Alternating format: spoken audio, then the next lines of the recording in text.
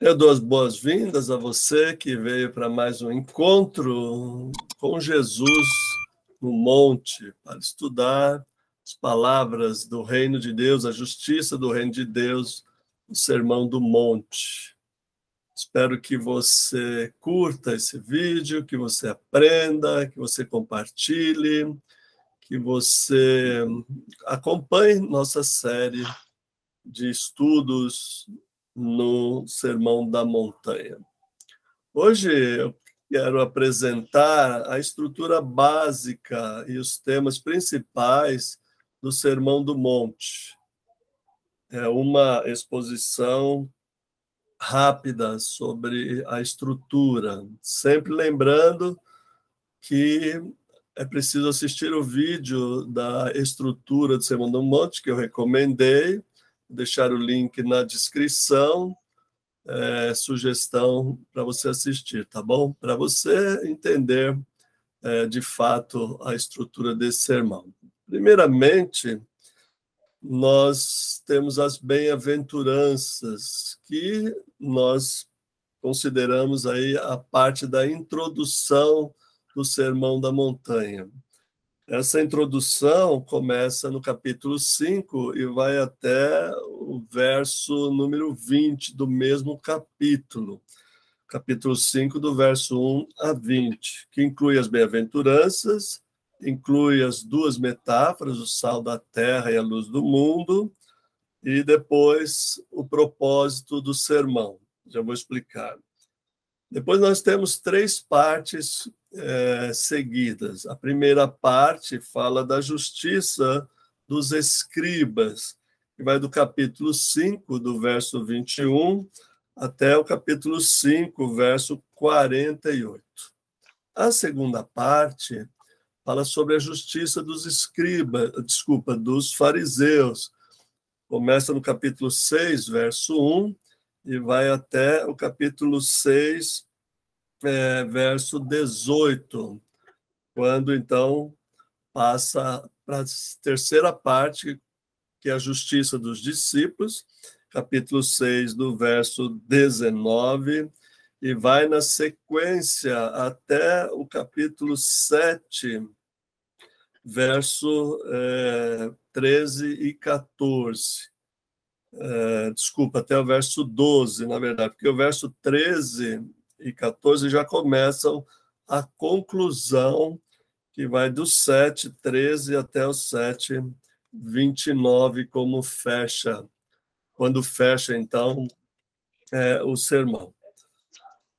Detalhadamente, como nós vamos estudar parte por parte, vamos fazer, então, um apanhado geral dos principais elementos que aparecem aqui. Em primeiro lugar, nós temos as bem-aventuranças, nós temos uma introdução redacional. O que é uma introdução redacional? No capítulo 5, versos 1 e 2, o Mateus, o escritor ou redator, que está fazendo a moldura, iniciando a moldura, como eu já expliquei anteriormente, do sermão. Então, aqui nós temos as palavras de quem está escrevendo, localizando, então, Jesus no monte e dizendo que ele vai ensinar essa multidão. A bem-aventuranças, então, vão do capítulo 5, verso 3, até o verso número 12. São dois grupos de bem-aventuranças, 4 bem-aventuranças, mais uma. No primeiro grupo, verso 3, 4, 5 e 6, e no segundo grupo, versos 7, 9, 8, 9 e 10. Finalizando, então, com a justiça, nós vamos ver em seguida, aí no verso 11 para 12. Então, essa é uma unidade. Depois, obviamente, nós vamos detalhar cada parte dessa aqui, cada bem-aventurança. A transição do verso 11 e verso 12 que é a última bem-aventurança, vai no desdobramento, então, para o verso 13, que fala sobre o sal da terra. E a outra figura, nos versos 14 a 18, que fala da luz do mundo. No verso 17 até o verso 20, o Mateus coloca nos lábios de Jesus, né? Jesus está falando sobre o propósito das palavras dele. E ele vai apresentar, então, esses propósitos, que é a justiça do reino de Deus comparada com a justiça dos escribas e dos fariseus. Por isso, no capítulo 5, verso 20, o verso 20, porque vos digo, se a vossa justiça não excederem muito a dos escribas e fariseus, jamais entrarei no reino dos céus. Esse verso, essa parte, é o tema central do sermão, é o tema geral. Por isso nós damos o nome desse estudo de Sermão da Montanha, Justiça do Reino de Deus. A primeira parte começa, então, falando dos escribas. Lembre-se, são 3 partes. Se a vossa justiça não exceder, então a justiça dos discípulos, não excederem muito a dos escribas, que são os intérpretes da lei da época de Jesus, e dos fariseus, que são os leigos, praticantes da religião da época de Jesus. Se a vossa justiça não exceder em muito a desses 2 grupos, você não tem parte, então, no reino dos céus. Eu já disse que é o reino de Deus. Esse é o tema central e geral do sermão. Aí, a primeira parte, que fala da justiça dos intérpretes da lei, dos escribas, sempre lembrando que a cada encontro eu vou detalhando cada vez mais. Então, neste vídeo, é essa parte mais geral. Nós encontramos do verso 21 até o verso 48, 6 antíteses. O que são antíteses? Antíteses são ideias contrapostas, e ela tem uma estrutura muito peculiar, muito própria e muito clara. Por exemplo, verso 21, ouviste que foi dito aos antigos, não matarás. Quem matar estará sujeito a julgamento. Verso 22, eu, porém, vos digo. Verso 27, ouviste que foi dito, não adulterarás. Verso 28, eu, porém, vos digo.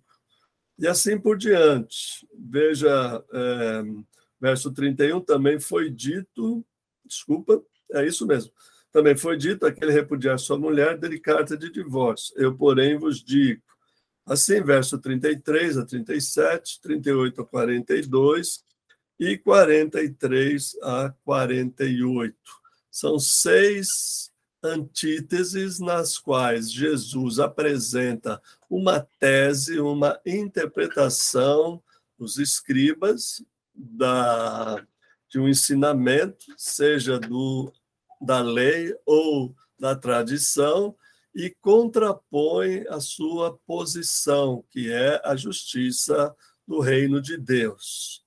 Então, essa é a primeira parte. A segunda parte fala, então, da justiça dos fariseus. Fariseus era um grupo, na época de Jesus, que nós chamamos de leigo, né, porque não exerciam sacerdote, e eram praticantes da religião da época de Jesus.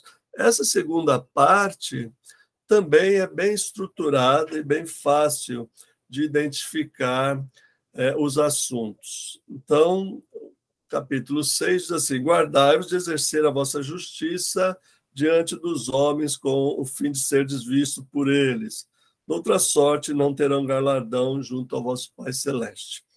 Aí começa a falar, então, da esmola, verso 2, 6, 2. Quando deres esmola, não toques trombeta. Depois, verso 5, quando orardes, não serei como os hipócritas. E verso 16, quando jejuardes, não vos mostreis contristados. Essas três práticas da piedade judaica da época de Jesus eram muito importantes e continuam sendo hoje, tanto para judeus quanto para cristãos, e também para outras religiões, a prática da esmola, da oração e do jejum, que são práticas, do ponto de vista da espiritualidade, são práticas necessárias e saudáveis, nas quais nós devemos nos ancorar. Aqui tem uma estrutura bastante similar. Fala da esmola, aí verso número 3, tu, porém, e aí conclui. No verso 5, quando orares, não serei como os hipócritas. Verso 6, tu, porém, quando orares, entra no teu quarto. E verso 16, quando jejuardes, e verso 17, tu, porém, nessa estrutura, tu, porém. Esse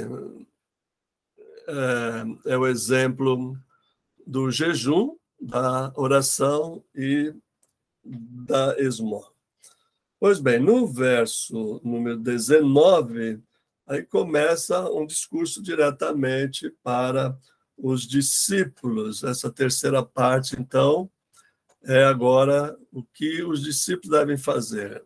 Lá, na primeira e na segunda parte, a justiça do reino é contraposta à dos escribas, intérpretes da lei, e a dos fariseus, os leigos, na prática da espiritualidade. E o verso 19 do capítulo 6 começa, então, diretamente aos discípulos. Aqui nós temos 4 palavras negativas e uma positiva. Verso 19, não acumuleis para vós tesouros sobre a terra. Verso 25, não andeis ansiosos pela vossa vida. Capítulo 7, verso 1. Não julgueis para não sejais julgados. Capítulo 7, verso 6. Não deis aos cães o que é santo, nem lanceis ante hipócritas as vossas pérolas. Esses são os 4, então, negativos. E agora uma positiva. Pedi e dar-se-vos-á. E entra no bater e abrir-se-vos-á. Essa vai até o verso número 12. A conclusão do sermão começa, então, com as 2 estradas. Lá no início nós temos 2 figuras também, figura do sal e da luz. E aqui nós temos as 2 estradas, a estrada larga e a estrada estreita. O verso 15 fala dos profetas, tomar cuidado com os falsos profetas e dá os critérios aí para discernir, né, uma árvore pelos seus frutos. E o capítulo 7, verso 24 até o verso 27, fala da prática da palavra, dos fundamentos, como que nós devemos, como discípulos, construir nossa casa sobre a rocha, isso é, sobre a palavra de Deus, a palavra de Jesus, que é a rocha.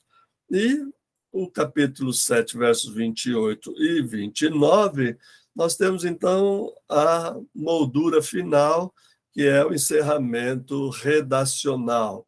São palavras agora de Mateus, fechando o sermão da montanha.